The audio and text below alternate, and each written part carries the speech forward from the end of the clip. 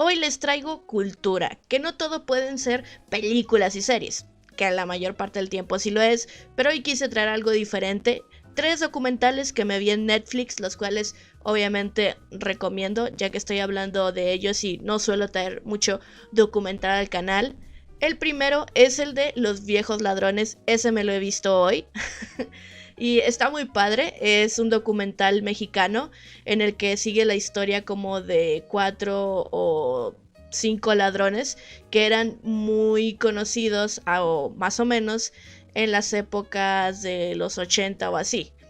Y sigue la historia de estos ladrones, cómo empezaron el oficio y como sus golpes más emblemáticos.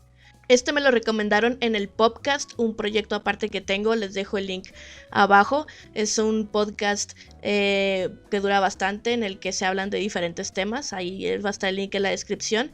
Y básicamente este documental está muy padre porque como que te da el punto de vista de los ladrones y que te enseña que en sus tiempos sí que había código entre los ladrones, sí que había honor, y te cuentan unos puntos de vista muy padres de estas personas, porque nosotros pues obviamente la gente normal de a pie pues consideramos que eso de robar es malo. Pero esta gente lo consideraba como un oficio, y hay quienes se hicieron con muchísimo dinero con base a esto, y te cuentan un poco cómo lo hacían, y que entre ladrones se conocían de que este es muy bueno y este hace, o sea, como que había celebridades y tenían códigos de secrecía, de que ningún ladrón podía ir a andar de dar el chivatazo a la policía de que otro de sus compañeros había robado tal cosa. O de que estos ladrones no entraban a casas de gente pobre o no entraban a casas con gente para no lastimar a nadie. O sea, era un punto de vista muy interesante de cómo se manejaban en aquel entonces. No sé si ahora lo hagan, porque uno de los ladrones menciona algo que se me hace muy interesante. Y es que uno de ellos dice, no, antes yo tenía que ganarme el robo. O sea, si yo le robaba a alguien era porque esa persona no se daba cuenta, ¿no? En plan de que les robaba la bolsa o la cartera en la calle y la persona ni se enteraba. Y dice, y ahora nada más llegan con una pistola o un cuchillo y muchos robos terminan en violencia o en muerte. Y eso no era algo que se solía manejar tanto antes. Y bueno, sí, me pareció curioso. O sea, obviamente está mal desde el acto, ¿no? De que roben, obviamente. Pero no sé, me pareció muy interesante como que ese honor que había, ¿no? De que hasta en un oficio que es delictivo tenían sus reglas y para que evitar hacer como el mayor daño, incluso a la gente que no se lo merecía. Porque uno decía, yo jamás le voy a quitar del pan de la mesa a gente que yo sé que no tenga, solo a la gente que tiene de más. Dice, y tampoco es como que les quite todo, les quito un trozo de pan de todo el baguette que tienen.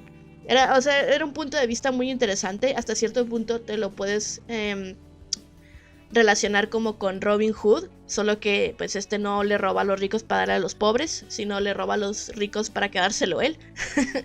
Pero está muy padre. Incluso te cuentan de uno que entró a robar a la casa de 2 presidentes de México, de 2, es impresionante.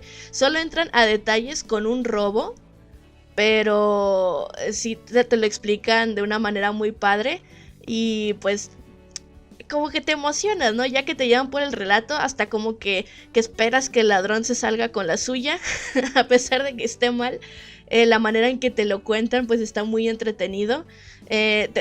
Como les digo, les dejan ver como de diferentes perspectivas, porque hay un señor que no era tan profesional en el robo, no era algo a lo que él se hubiera querido dedicar, y cayó en prisión, y pues es una historia triste.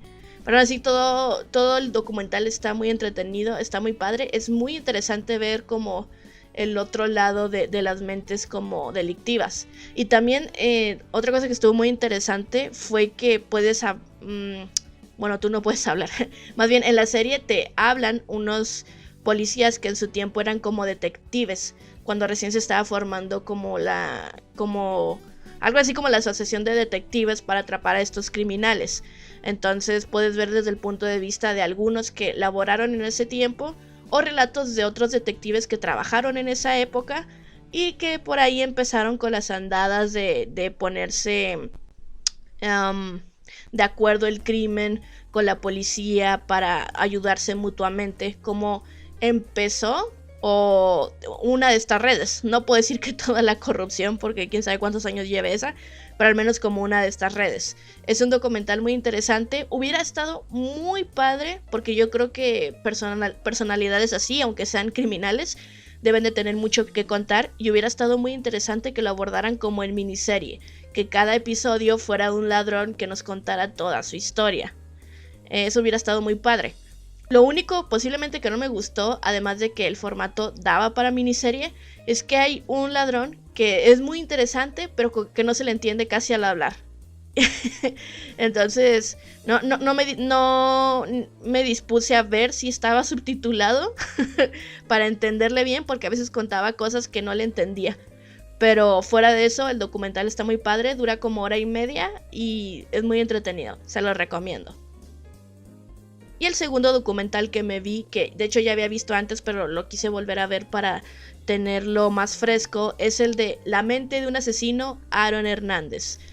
Voy a entrar en spoilers en este porque lo considero necesario. Es un buen documental, se los recomiendo mucho. Así de entrada, para refrescar la memoria, se centra en el jugador Aaron Hernández, a la cerrada de los Patriots, que es acusado de un crimen. Entonces durante todo el documental podremos ir viendo cómo se desarrolló su carrera, pues aspectos de su vida, cómo fue creciendo y cómo se desarrolla el caso en que lo acusan. Y peor aún es que a partir de ese caso se le relacionan con todavía más crímenes. Entonces es muy interesante de ver y muy triste también, porque es básicamente ver la vida de un hombre derrumbarse bajo sus propias acciones. Porque sí que es cierto que la serie igual no te da... Yo siento que no te da respuestas concretas de varias cosas que te plantea. Pero no es porque la serie no quiera, sino es porque creo que no tienen una respuesta al 100%. Y es que te plantean de que Aaron Hernández primero mató a 2 personas y luego mató a otro chico que también jugaba fútbol, pero no a nivel profesional. Y realmente por el primer caso por el que se lo acusa es por el chico. Y a partir de ese se le descubren otros 2 asesinatos que posiblemente cometió antes. Y la cosa es que no sé si las respuestas que se tuvo al final del caso de Aaron Hernández sean concretamente las que se tuvieron en el juicio. Y es que del primer juicio del chico lo encontraron culpable y del segundo lo encontraron inocente. Entonces, no sé, como que el mismo documental te hace un poco dudar si al final del día él fue realmente el culpable o si fue inocente en el caso del segundo juicio que se le hizo, que también tenía un abogadazo. Entonces, pues a lo mejor el abogado hizo muchísimo la chamba, ¿no? De que en realidad Aaron sí fuera culpable y nada que hizo que lo pusiera inocente, porque es el trabajo de un buen abogado. Pero creo que te dejan como, al menos a mí me dejaron pensando, ¿no? Es decir, mucho del segundo juicio se relacionaba con el primero, debido como a la actitud de Aaron Hernández y cómo era impulsivo y un testigo muy importante. Entonces, si en el segundo tiene la acusación, o sea, de que fue falso, de que él no asesinó, ¿qué tan cierto se puede considerar el resultado del primero? Tendrían que verla para comprender todo, porque ahí hay un testigo que era amigo de Aaron y supuestamente Aaron le hizo algo. Y este testigo fue muy importante para el primero y quiso ser muy importante para el segundo, pero en el segundo ya no logró que acusaran a Aaron. Entonces yo digo, uy, ¿y qué tal si era inocente? Aunque la serie tira más que era culpable. Y ahí relatan 2 cosas que se me hacen muy interesantes, que la serie no le da como que una respuesta concreta, o al menos la gente que lo relata ahí. Y es que supuestamente en primera Aaron como que tenía un comportamiento tan errático debido a 2 cosas. La primera es que se maneja que él fue homosexual. pero como él está en un deporte de machos, de fuertes, no, el fútbol americano, pues a él ahí no podía decir que era homosexual, entonces toda su vida llevó una cubierta, y no solo por el deporte o porque estaba en la NFL, sino porque su papá siempre fue una persona como que muy ruda. Él sí, bueno, era homofóbico. Si a lo mejor Aaron le decía que era homosexual, iba a ser algo terrible. Entonces como que fue un secreto que él siempre estuvo guardando, lo que se maneja en la serie al menos, y eso pues le causó un comportamiento errático por no poder ser él, básicamente. Y también te manejan que Aaron Hernández tuvo ETC, y no etcétera, sino encefalopatía traumática crónica, que es algo que me parece que se habla en la película de La Verdad Oculta con Will Smith. Aún no la veo, la quiero ver y luego hacerle una reseña, pero es básicamente el daño que se hace en el cerebro por tanto golpe en el fútbol americano. Ha sido un escándalo que se ha manejado por años en la NFL. Entonces se dice que mucho de esto tuvo que ver el que Aaron pues de repente decidiera matar a estas personas, porque la situación en la que se dan los asesinatos es absurda. Por eso el caso de Aaron Hernández fue tan difícil de discutir en su momento, porque bueno, quien haya visto un poquito como de crimen y todo eso, saben que algo muy fuerte para condenar a alguien en un asesinato es que esa persona tenga un móvil, tenga un motivo para asesinarla. Y Aaron no tenía motivos para asesinar a nadie. Entonces ahí era como que estaba la espinita de mucha gente en el jurado del quererlo culpar.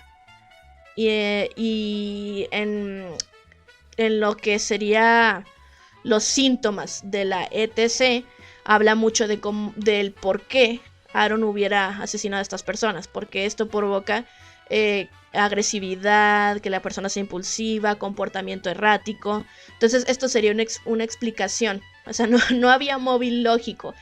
Y bueno, no por una razón que estos le hubieran dado a Aaron para asesinarle, sino de que Aaron estaba enfermo de tantas lesiones que tenía. Y de hecho su cerebro tenía lesiones tremendas, de las peores vistas en alguien tan joven, porque Aaron se suicida y creo que tenía 27 años o algo así cuando eso ocurrió. Entonces era un hombre muy joven para tener esa cantidad de lesiones. Creo que ni un cerebro tan viejo puede verse así de degradado como se veía el cerebro de Aaron Hernández. Yo, que no soy profesional en nada y me enteré de este caso hasta hace apenas unos meses y hoy lo reviví, lo recordé. Yo creo que igual pudo ser una combinación de ambas cosas que llevó a Aaron a hacer todo lo que hizo. Es decir, ya de por sí tenía daño cerebral y luego quizá era homosexual o bisexual. Y como el tener este daño y no poder revelar su verdadero yo, igual todo eso se le acumulaba y lo llevaba a hacer cosas que igual no quería, pero hacía y sobrellevaba, porque quizá el ego, ¿no?, de haber logrado tantísimo a la edad que tenía. O sea, Aaron tocó la cima del mundo a los 22 años. O sea, apenas un año de ser mayor de edad en Estados Unidos y ya había tocado la cima del mundo. Me parece que incluso a esa edad o algo así fue al Super Bowl. Entonces, pues se le combinó todo, el ego, la fama, el dinero. Había sido contratado por los Patriots por los próximos 5 años por $40 millones. Tenía una prometida muy guapa, una hija, o sea, parecía tenerlo todo.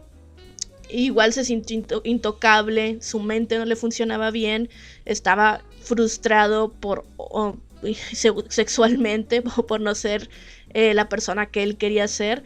Igual todo eso se le juntó, porque lo que lleva al suicidio a Aaron, lo que se sospecha, porque es como muy curioso, que en una entrevista de radio una mujer empieza a hablar insinuar de que Aaron es gay, y 2 días después se suicida, cuando recién había ganado el segundo juicio, y el resultado de ese segundo juicio era muy importante porque podía apelar al primero, lo que le comentaba ahorita, que quién sabe entonces qué tan cierto sea el resultado del primer juicio teniendo los resultados del segundo. Entonces Aaron como que estaba muy emocionado porque era una luz al final del túnel después de, ¿qué serían? Como 5 años o algo así, de estar constantemente, pues, perdiendo, de estar en la cárcel, de no poder jugar fútbol, de estar encerrado. Entonces, yo creo que igual pudo ser una combinación de ambas cosas o no ser ninguna, ¿verdad? La verdad, ya posiblemente nunca la sabremos. Pero me parece un documental muy interesante y les digo muy triste, porque Aaron, sí, muy guapo, yo tengo que resaltarlo. La gente que lo conocía de niño lo adoraba. Empieza a vivir la tragedia de que su padre fallece, su madre casi luego se junta con otro señor, pero aún así se sobrepone y llega a jugar con los Gators, que es el estandarte máximo a nivel colegial en fútbol. Luego llega a la NFL con los Patriots y dinero, una casa, una familia que lo quería, pero tenía malas compañías y pues ya posiblemente lo del cerebro y que quizá fuera gay. Entonces parecía un hombre tenerlo todo y se le fue, se le escapó. Yo creo que es una historia muy triste. Claro, eso solo viéndolo desde el punto de vista de Aaron Hernández. Ni se hable de las posibles víctimas de él, ¿no? Por ejemplo, durante todo el documental se habla de... Creo que... No recuerdo el nombre del primer hombre al que acusan a matar.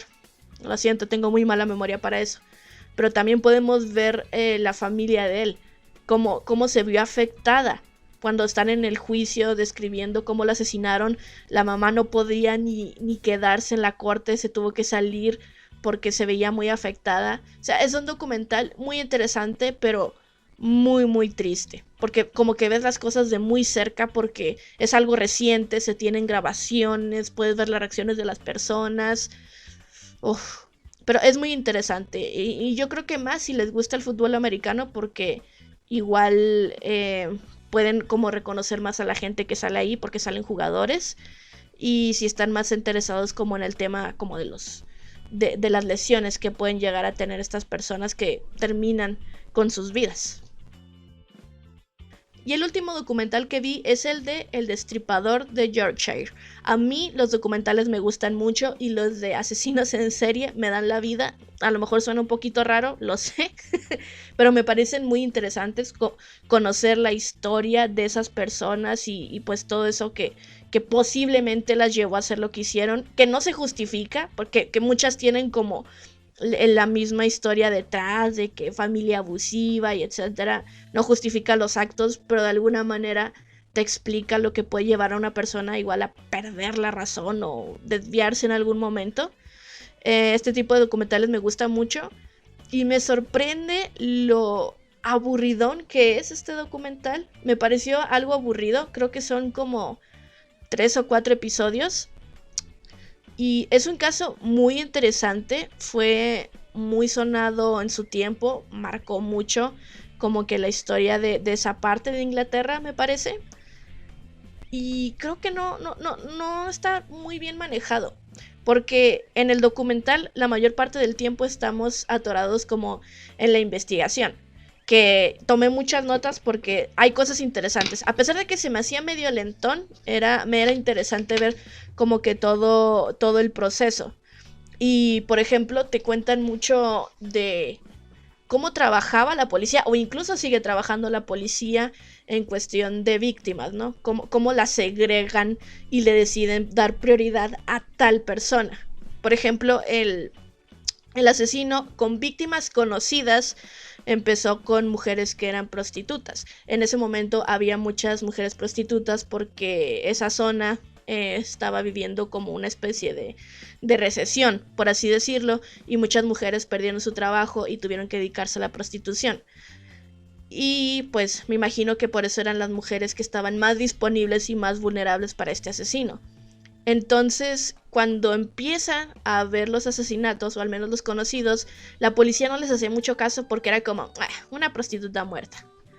Que me recordó mucho a una escena del Caballero de la Noche en la que el Guasón dice, si digo que un pandillero va a morir en la noche la gente no se espantará porque todo va de acuerdo a un plan, a pesar de que el plan sea malévolo, ¿no? O sea, aquí es una vida, pero como es una prostituta, a nadie le sorprendía o incluso a mucha gente ni le importaba. Y a la policía que está ahí para defender a la gente. Y me parece pues un poquito aberrante, ¿no? Porque la policía no tiene derecho a distinguir a quién defiende y a quién no. Está ahí para defender a los ciudadanos. Y esas mujeres eran ciudadanas, prostitutas o no. O sea, no estaban cometiendo, creo, ningún crimen. Entonces, está muy feo ver cómo no le dedicaban el tiempo, porque esas mujeres tenían familias. Y esas familias se quedaron así como, ¿y qué? Nadie va a investigar nada, nadie va a hacer nada. O sea, como que no le ponían mucho empeño. Hasta que me parece que una mujer, que era, creo, estudiante, salió asesinada. No, y esta mujer no era prostituta y ella así de, ¡ay no! ¡Alamas rojas! ¡Ah! Ahora sí, hay que buscar al asesino. Ya después de quién sabe cuántas víctimas antes de eso. Y también expone mucho como la misoginia de los policías. Porque los policías estaban tan aferrados a de que no, solo ataca a prostitutas. Las demás no, las demás bien. Pero solo ataca a prostitutas, malas, malas, malas. Entonces se hicieron como de un perfil inexacto del asesino y eso, ¿cómo podría decirlo? Entorpeció mucho la búsqueda de la persona, porque durante el tiempo en el que estuvieron buscando al asesino, dieron con el asesino un total de como 9 veces, pero no entraba en el perfil. Incluso habían víctimas que una de ellas sobrevivió y hizo un retrato hablado, pudo hacer un retrato hablado y aún así daban con una persona que era idéntica a la del retrato hablado y no le hacían nada porque no entraba en el perfil. Y es como, no, ¿cuántas vidas pudiste haber salvado? Creo que ese tipo mató a más de 30 mujeres que se le conociera y pudieron atraparlo mucho y no lo hicieron por lo mal que estaba hecho el perfil, por la misoginia por la aparente misoginia de estas personas. Sí da un poco de coraje ver eso, pero igual en esa época habría que vivirlo, ¿no? Habría que haber sido policía para igual entrar en sus mentes, ¿no? Y saber por qué se aferraban tanto a un perfil teniendo puntos de vista de otras supervivientes. Lo que pasaba es que esas supervivientes, como no eran prostitutas, decían no, el que las atacó no es el que estábamos buscando, cuando sí era. Cuando todo el modus operandi decía que sí era, solo que no terminaban muertas. Pero bueno. Pero no solo habla mal de los policías, también incluso habla mal de la gente y de las mujeres que estaban propensas. Es decir, por ejemplo, los policías decían, estamos desesperados buscando que gente nos ayude, que haya testigos, que si vieron algún carro, si vieron a alguien, pero la gente se negaba a colaborar con la policía, cosa que está mal, ¿no? Porque si tú estás ahí de justicia, atrápenlos, y luego cuando te piden ayuda a ti, no quieres colaborar, pues entonces, ¿de qué va todo? O sea, sí te habla mucho de la apatía de las personas, pero si esas personas fueran las que se les desapareció a su mamá, a su hermana, a su hija, sí andarían ahí. O sea, también es muy hipócrita de las personas. Y eso es algo que se ve mucho incluso ahora, de civiles que no quieren colaborar con la policía para resolver este tipo de crímenes, incluso ahora. Y también a lo que me refiero de lo de las mujeres, es que en un punto la policía marca como una especie de toque de queda, que dice que las mujeres no pueden salir en las noches y si salen tienen que ser acompañadas de un hombre. Y una de ellas dice, ¿pero por qué? Si yo tengo derecho a salir, si es mi derecho, si yo puedo, si yo no necesito ayuda de un hombre. A ver, persona, tú tienes derecho, claro que sí, pero te están matando, las están matando. No pueden decir que no van a salir, eso es una irresponsabilidad. Aunque está en el trabajo de la policía proteger a las personas, no pueden proteger a todas claramente. Entonces se me hacía una irresponsabilidad tremenda de las mujeres de no, yo voy a salir porque es en mi derecho. Al asesino no le importa si estás en tu derecho de salir. El asesino te va a asesinar. Es lo que hace. Entonces sí me parecía como una tontería, sí me parecía una falta de juicio tremendo hacer eso. Sí, obviamente, claro que deberías de poder salir, deberían de suceder muchas cosas, pero no suceden y hay que ser realistas. Y si estás en peligro, pues no deberías de hacerlo. Y me hizo mucho pensar en la pandemia, ¿no? La gente que se salta la cuarentena y que dice, no, es que yo tengo derecho a hacer mi vida normal. Bueno, tienes derecho, pero no se puede. Y tienes que hacerlo con cautela, al menos. Y hay gente, no, nadie me puede obligar a usar el cubrebocas. Y es como, uff. Entonces, viendo ese documental, me acordé mucho de la situación que vivimos actualmente, de la falta de juicio de algunas personas que creen solo porque están en libertad de hacer algo, se deben de saltar las normas que son para cuidarlos, para protegerlos al final del día. Porque en ese caso, en el de las mujeres que asesinaban, si sales, te van a asesinar a ti, no a la policía. No estás, no estás haciendo una revolución con saltarte las normas, solo te estás poniendo en riesgo. Y de hecho una de ellas, que es la que decía que le valía y de nunca me va a pasar a mí, a una de ellas la atacan, nada más que no la mata. Hasta corrió con suerte, pero sí la atacó. Y luego hay algo que se me hizo muy curioso, dos cosas de hecho, que es, en este caso creo es la primera vez en la historia, o al menos en la historia de Inglaterra, en la que se utilizó publicidad profesional, me parece que hasta de una agencia de publicidad, para atrapar al asesino. En plan de poner billboards, hacer anuncios y todo para atrapar al asesino, porque no lo encontraban y la gente no colaboraba. Y necesitaban poner publicidad agresiva para hacer que la gente hablara, para convencerla. Y como eso no funcionaba, en un punto que se me hizo ridículo, y el resultado fue ridículo, creo yo, que la policía como que, oh, vamos a ponernos serios, vamos a llevar esto hasta el último minuto, hasta donde pueda llegar. Y le rogó a la policía que se detuviera.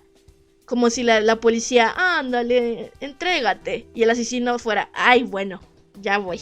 O sea, como si el asesino, como si lo fueran a convencer, ¿sabes? O sea, el asesino ha matado a 20 personas para ese momento. Es una persona que claramente tiene la sangre fría. Un oficial viejo, gordo de policía, no lo va a convencer de entregarse.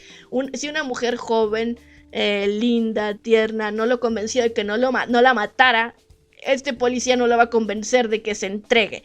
Me parece una tontería, pero tremenda.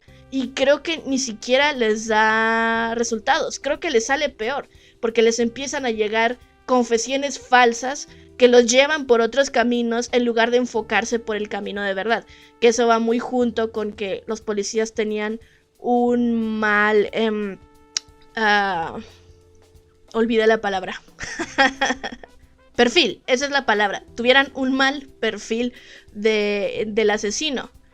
Y les digo que me parece lento porque como que el documental abarca varias cosas. Sí que puedes llegar a conocer mucho de los asesinatos de este tipo, porque como que van caso por caso y puedes ver un poco a la familia de los afectados y a diferentes policías y todo el proceso, pero no le dan mucho tiempo al momento en que encuentran al asesino, como si quisieran mantenerlo en secreto. Cuando al asesino sale la portada de la miniatura del documental de Netflix, entonces como que lo quieren mantener el secreto y siento como que no va, porque dejan muy poco tiempo para adentrarnos en esta personalidad que si bien es horrible, es malo y es de lo peor que puede haber, aún así pues yo creo que si estás viendo un documental así es porque te interesa también conocer al asesino.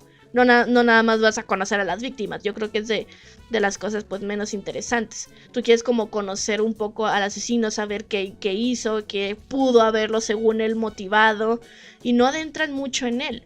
Nos quedamos mucho con el rato de las víctimas, que es algo triste de ver, pero tú también vas por el salseo de qué hizo el asesino, ¿no? De qué cosas lo pudieron haber formado. Entonces a mí se me hace que ahí la serie falla un poco. Yo creo que este tipo de formato, ¿no? De seguirlo casi estrictamente en su investigación, creo que quedaría más para un asesino como el Zodíaco, que es un asesino que nunca atraparon y que sí estaría muy interesante ver todas las cosas que hizo la policía para lograr atraparlo y los posibles sospechosos, porque se tenían como 4 personas que estaban casi seguros que eran. Y según a quien le preguntes, te va a señalar a una persona de este era. Incluso la película de Zodíaco de David Fincher, buenísima, ahí señalan a uno como el verdadero Zodíaco. Pero yo creo que este tipo de documental como de ¿y quién fue? No, le queda más a un asesino así. O al verdadero destripador, Jack el Destripador. Creo que le queda mejor porque son asesinos que se mantuvieron en incógnito todo el tiempo. Pero este sí lo atraparon. Entonces hubiera estado padre que se adentraran más en la mente de este sujeto. Y pues bueno, esos fueron los 3 documentales que vi. Espero que a algunos les haya llamado la atención, aunque casi que se los conté todos. Pero no sé, tenía ganas de comentarlos así libremente, porque pues al final fueron documentales muy conocidos. Es muy extraña la persona que tenga Netflix y no los haya visto. Se los recomiendo mucho. Ahí de repente estaré comentando algunos documentales así juntitos para darle un poco más variedad. Y bueno, para terminar, me encantaría que se armara el chisme con su opinión o expectativas sobre estos documentales. Y bueno, me voy.